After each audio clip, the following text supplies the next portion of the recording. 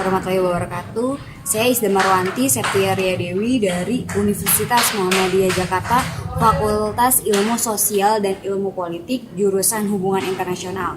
Dalam kesempatan kali ini, saya akan menjawab soal UAS EPI Ekonomi Politik Internasional nomor 1, yaitu bagaimana menurut Anda dampak dari globalisasi terhadap negara. Nah, jawaban saya yaitu apa? Dampak dari globalisasi terhadap negara di bidang ekonomi dan politik. Kenapa? Globalisasi adalah ketergantungan antar bangsa dan antar manusia di seluruh dunia.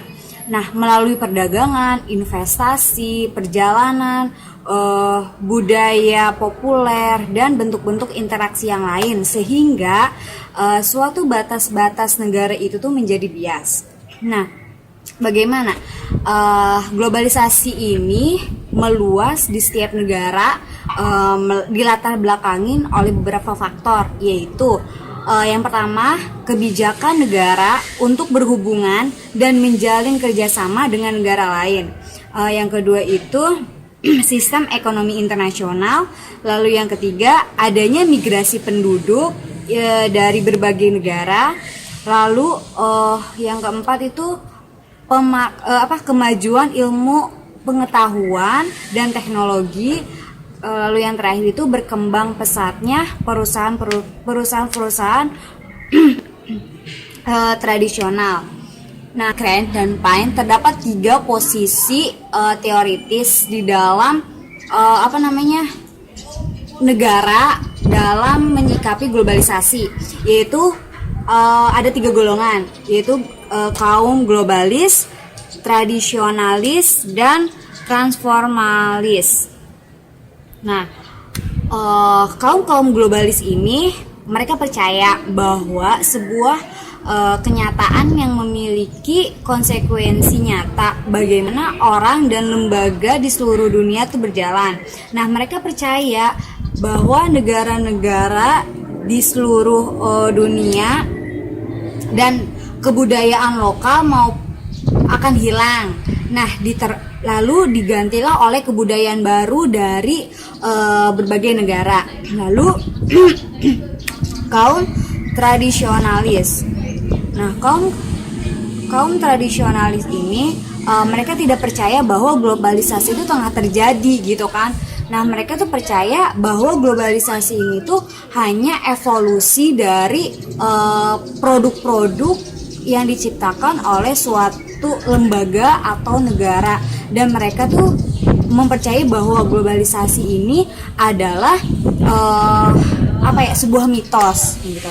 Lalu ada kaum transformasionalis.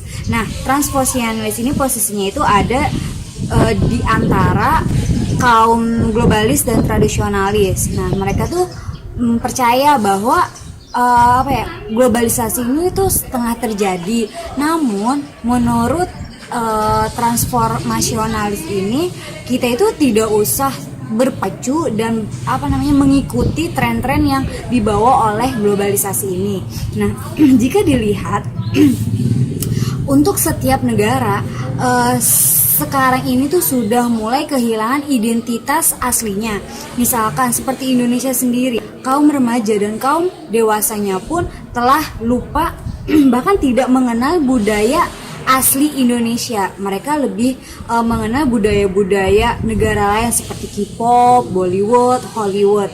Nah, ini kan terbukti bahwa globalisasi ini tuh tengah menggeser nilai-nilai budaya dan nilai-nilai cinta nasionalis terhadap Indonesia, digeserkan oleh budaya-budaya yang berasal dari luar. Sehingga bisa dikatakan bahwa setiap negara untuk saat ini sudah hilangnya rasa nasionalis di masing-masing masyarakatnya gitu. Dan juga seharusnya masyarakat seharusnya pemerintah itu lebih memprotek mana yang harus masuk dan mana yang harus ditahan. Hal ini untuk tetap tetap menumbuhkan rasa kepemilikan dan kecintaan masyarakat terhadap produk negaranya sendiri. Nah, lalu apa dampaknya? Dampaknya itu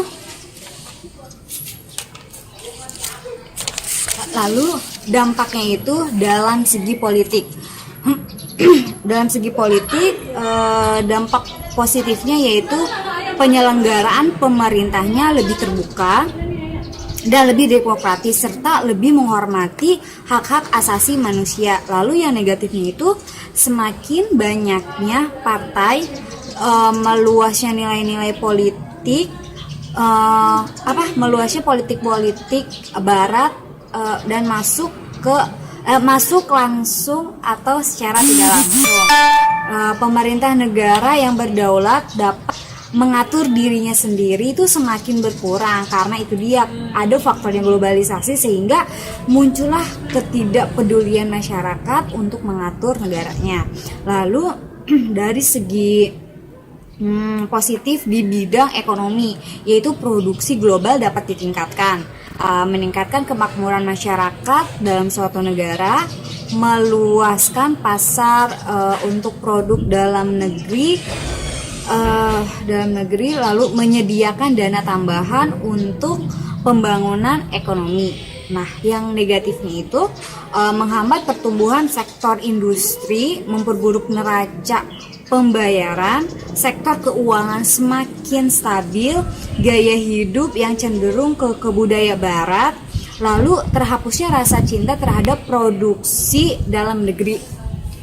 Nah, bila kita dikaitkan dengan yang dilakukan oleh pemerintah India, yaitu dikenal dengan ahimsa. Ahimsa ini merupakan hasil pemikiran dari Mahatma Gandhi bahwa masyarakat India itu harus mencintai produk dalam negeri.